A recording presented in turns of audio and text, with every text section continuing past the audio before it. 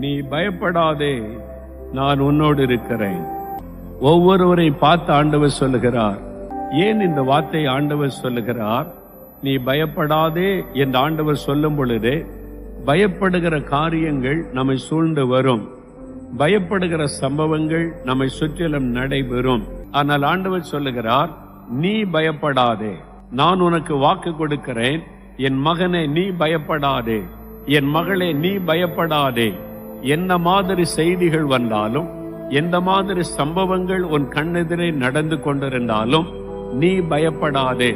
என்னை தாக்கி விடுமோ, நான் பாதிக்கப்பட்டு விடுவேனோ, நான் முடக்கப்பட்டு விடுவேனோ, மரணம் என்னை வாரிக்கொள்ளுமோ, அவ்வளவுதானோ என்று நீ பயப்படாதே.